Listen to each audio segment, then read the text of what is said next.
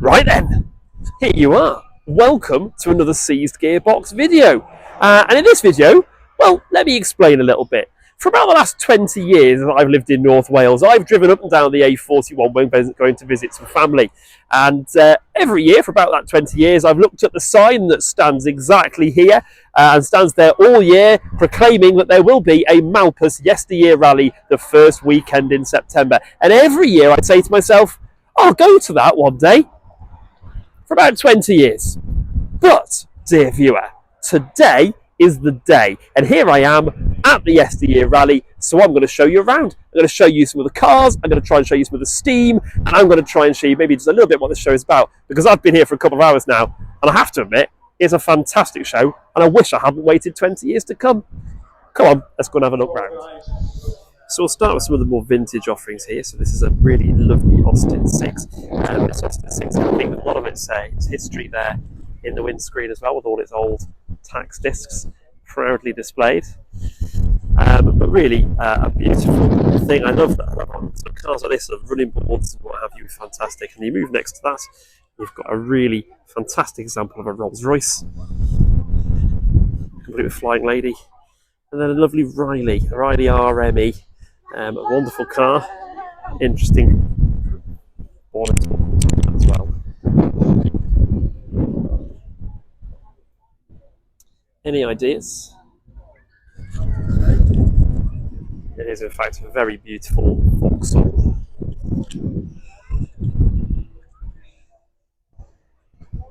Complete with the contrasting wheels as well. An absolutely stunning vehicle. Well, another week, another Bond mini car. Yes, this is the second Bond mini car in 2 videos from car shows this week. So this Bond mini car has its roof off. Less lot of chance of rain today than there was at Rustaville last week. But this Bond mini car here, another great example of what was a really tiny thing. A 197cc single cylinder engine powers this. Really never going to get you any land speed records. But what it is going to do is provide very cheap, economical motoring with the roof off as well. So I think one of the things I love about this is look at the tiny scale of the wheels. They really are almost impossibly small. As I said last week, the Bond mini car has got a really fun party trick in the fact that it doesn't have a reverse gear. You turn the wheel all the way around in order to make it back to reverse. Great thing with its 197 single cylinder engine is the fuel consumption, which apparently will return up to about 80 miles to the gallon. That'd do pretty well, wouldn't it? Not sure I'd quite want to commute up the dual carriageway in it, however, which is a shame because I'd love to own one of these. Right, let's take a bit of a walk down this line and see what we can see. First of all is this Ford Anglia hot rod, archetypal hot rod really of the 1950s. I think the driver's still waiting for it to get to 60 perhaps. Stunning thing this. And then if we go further down the line we can see a really lovely Morgan. There's a couple of Morgans in attendance today. Lovely, built on the ash frames as I remember. A Triumph Roadster. A really over-the-top wing design I always think on the Triumph Roadster, which I think is a really good thing. The slightly inboard headlights, really quite a unique feature. Got the Bergerac car, I may be wrong. And then we'll go past. We've got here a really lovely Renault Gordini. That is a fantastic thing to see. Rear-engined Renault Gordini. Again, look at those inboard headlights. A really stunning thing. So this Ford console, really in beautiful condition, although it looks as if, from looking at the little suits on the screen, it hasn't always been this way. It was in a barn for 42 years, and there's been a lot of work gone on to get this car back on the road. Then we go next to a Bentley and an incredibly early Morgan 4.4. So, I know I said I was looking for Morgans in the show, but this is a very, very early Morgan 4.4. I really love The absolutely excellent badging on this. And fair play to whoever's going that today, because there is actually a child seat in there as well. Then you have a Morris 10, lovely Triumph. I think that was a TR4. So here we have another Riley RMA. Again, beautiful condition. I think this is my favourite colour combination for them, with the kind of red over white. And then moving further, not a Morris Minor. I think it's a Morris Oxford. And then a beautiful ADO Wolseley 1300. I think, again, what a beautifully 1970s colour. Really gorgeous thing. So how about this lovely left-hand drive Mark 1 Ford Fiesta with a 79 or an 80 plate.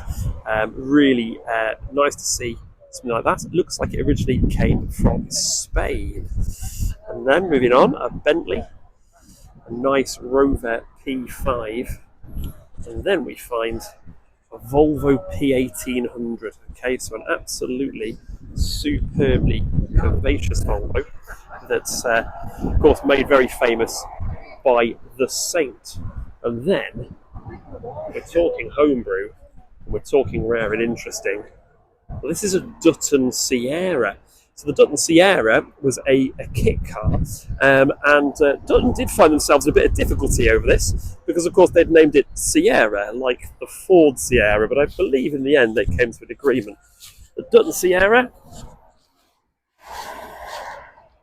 a kind of 4x4 looking thing, based, I'm going to have to pass, maybe I need to look at the sign and remind myself what it's based on, because I can't actually remember what it's based on off the top of my head, but next up we've got a Subaru Justy, so a 4x4 Super Mini from Japan, very popular in the rural communities at the time, something that you could use on the farm and on the shopping trip. Okay, walking down a little bit further, we have a lovely Austin 7. This just looks in such a beautiful as-found condition. I really do like that about it. And look, here's your temperature gauge, so you can check if you're getting too hot or not. And then a lovely Rover P4 next to a Triumph Tess. Then we come to two very diminutive vehicles. We're on the small and interesting side here. We have a Messerschmitt and a Heinkel, so micro cars, which became very much in vogue in the 1960s during the fuel crisis.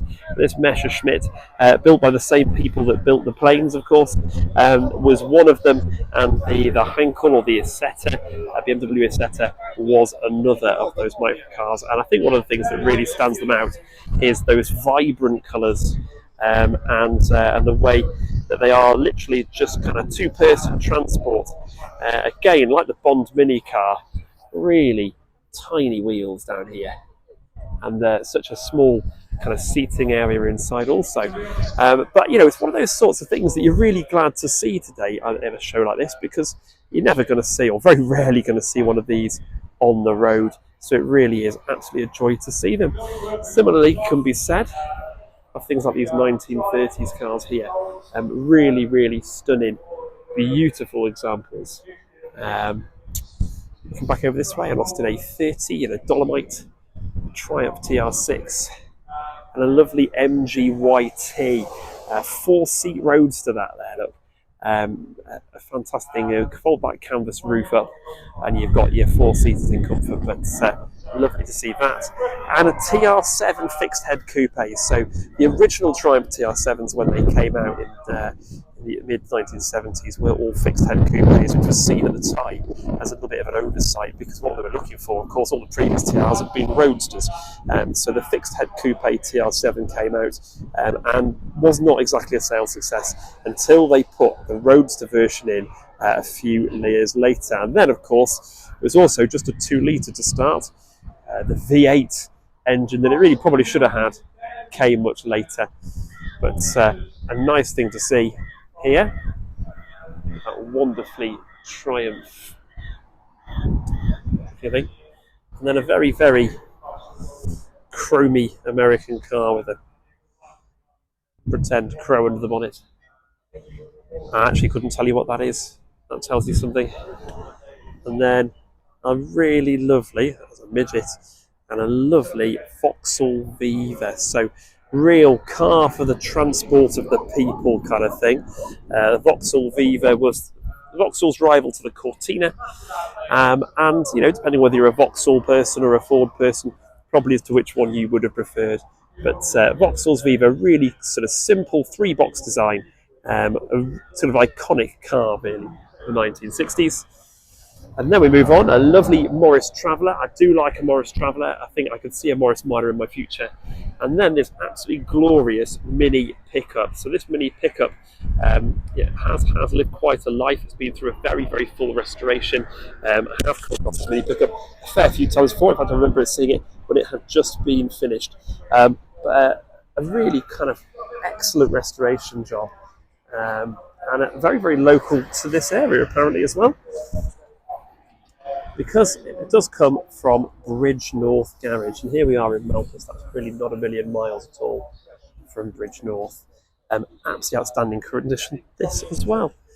And then we look at this fantastic Reliant delivery van as well. So you think of the three-wheeled vans, the cars that Reliant used to make, but look at this fantastic delivery van, complete with, yes, wooden seats.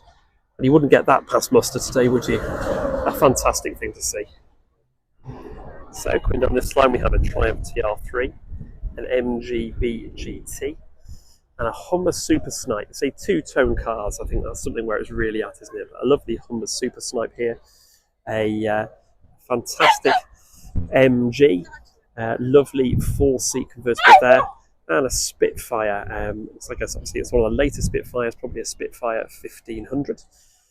And an Austin, I think that might be a Somerset, if I recall correctly. Austin of England. And a really charming mustard-coloured Mini to bring this through as well. Ford Mustang, big American muscle. And next to it, to contrast, a Cortina, really nice in gold. Another white Morris Traveller. And some more MGs, another older of the MGs, probably 50s MG, and a nice midget there as well. Before coming to this little Ford Popular. Now in the military section we have a Willys Jeep, and my eye was very much taken by this Toyota Land Cruiser. Lovely original shape. And then my eye was actually really caught by this at the back here. This looks like a kind of very early Willys. Now, I don't really know much about it other than it is a magnificent looking thing. It's a really fascinating car. I'd love to find out more about it. I think I'm going to have to do some research. So a really superb line of commercials there, including a really stunning three-wheel Scamel, a lovely Morris van, a great big dumper, Thames Trader, and a lovely Daihatsu pickup truck as well. See, lorries and vans like this really were sort of everywhere, weren't they? Even as late as the 1990s, you'd see things like this still hauling up and down the roads, but not so much anymore. Then you have a plethora of Land Rovers also. A really good range, and I couldn't not just film this Jimp. So this is a Jimp, I believe based on a Mini in some ways, but a little commercial thing. Design, very straight edge design, isn't it, to be a very commercial vehicle, but looks like slightly Metro-esque in the grille, doesn't it? Would be contemporary of that, but yeah, what a superb little thing. So here, nestled amongst the caravans, look what I've just found, this absolutely glorious Volvo 360. So the 360 is based on the 340 hatchback, but it is the saloon version of that. And as you can see, this one is in absolutely stunning condition, hailing as it does from about 1985-1986 on a C plate. Really, really quite stunning condition. This one is an injection model as well. So I think that might mean it's the 1.7 engine at a guess. But really an absolutely lovely thing. Looks like it may have actually had some wedding action possibly. But you look at that. It's a great thing to see in the show, but it does actually technically beat this This shows 1983 cut-off. But look at that as well, a Rolls-Royce factory tender for fire. It's like a Leyland Sherpa. It's like a very early fronted one. So that one obviously looks like it must have served in the Rolls-Royce Fire Brigade at some point. And if you sneak down the back here, look, see it's wonderful Ford Cortina. So a Mark III Cortina, which if you've watched some of my videos before, you'll know, definitely my favourite generation of Cortina. So, scanning a bit further, another lovely Volkswagen camper van, but I also want to walk across over here, past the Sprite compact caravan. So, long before it was the preserve of footballers and multi-millionaires, the Mercedes G-Wagon was a very simple 4x4 product from Mercedes that was kind of sort of, I think, a bit of a rival to the Range Rover or maybe the Land Rover Defender. And this one hails from that era of kind of much more utilitarian Mercedes G-Wagon. And there used to be one, when I was growing up, there used to be a walk we used to do pretty regularly. There was a G-Wagon up on there. I always found it an intriguing thing well before they were popular, and then they became quite popular much more recently. So fascinating to see one, alongside some absolutely epic camping chairs.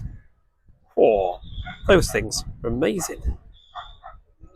Tell you what else has caught my eye, this beautiful Maestro van. So this kind of early 90s Maestro van, complete in its three-tone colour, really quite an attractive thing.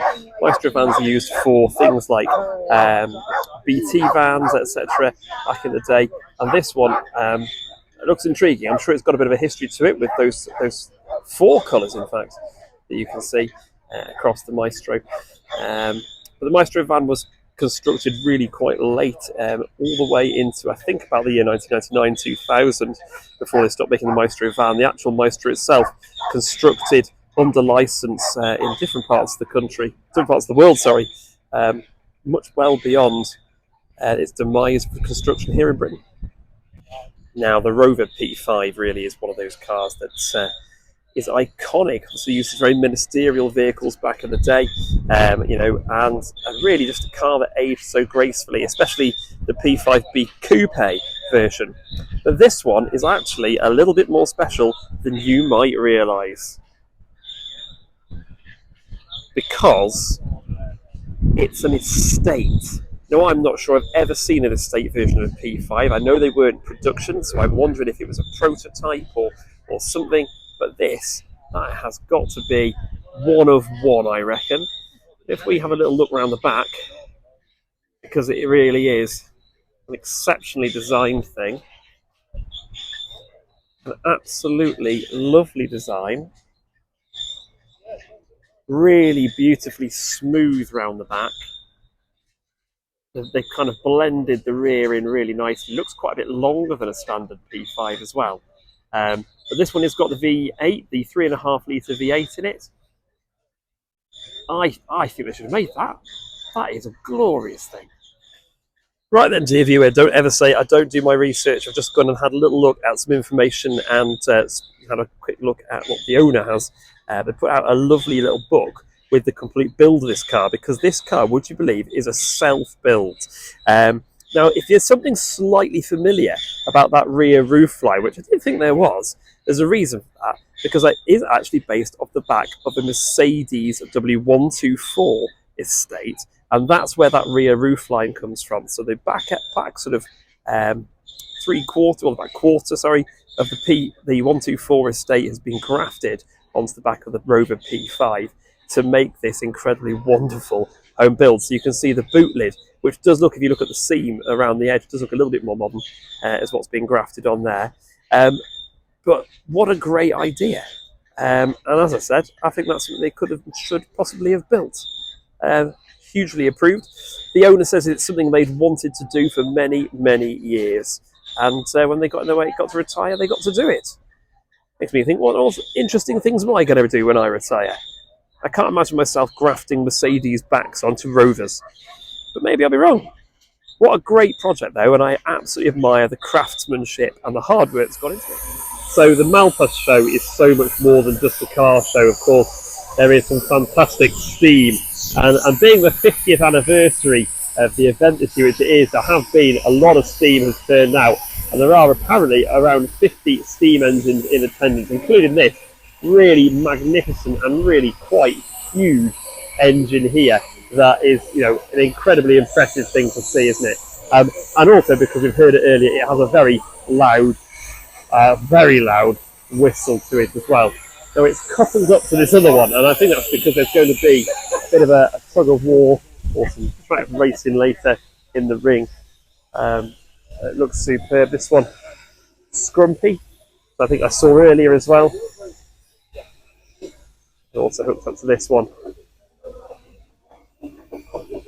Slightly more enclosed thing. More specific tool, I think, to me. It's incredible the level of absolute precision control that they have over these. But yeah, there's an awful lot of steam. If you look over here, you can see an awful lot of steam engines over there. Some really fantastic traction engines. And Michael and might hear us back in Ireland sometimes. Right, on three, we'll all go together. 1, 2, 3.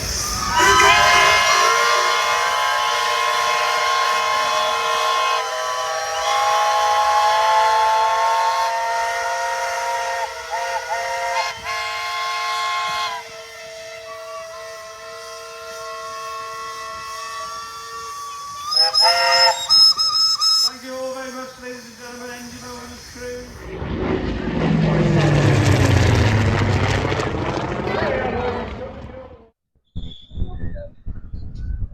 I think if I was going to have a caravan to pull behind the Pontiac, it would have to be this, wouldn't it? I think that would be perfect. This is actually a small, compact Dutch caravan, and it is quite nice to see at the Malpas show. Is there's quite a display of a variety of things, including caravans. Look at the wonderful display in the back of there. But that's one of the real joys of this show, because there really is so much to see. Over here, we've got some of the classic caravans, the lovely early transit. So absolutely incredible, really, here at the Malpas show. The real range of tractors and agricultural machinery that is about. And that's why I say it's much more than just a car show. There is so much to see here. We've been here several hours now. We've nowhere near run out. I haven't got further than this. I see there's quite a bit further to go. That's everything here. There's even a baling display going on at the moment. So that's it for this Seized Gearbox video here at the Malpas Vintage Machinery Show. Here I finished the video stood amongst the tractors, and I think that's one of the great things about this show is that variety of what is here. There's cars, there's tractors, there's steam, there's all sorts here. So thank you very much for watching. I hope you've enjoyed having a little look around at this. It is on every first weekend of September throughout each year. So pay a visit if you're in the Northwest. Definitely worth it. Thank you very much for watching. Like, subscribe and all that jazz.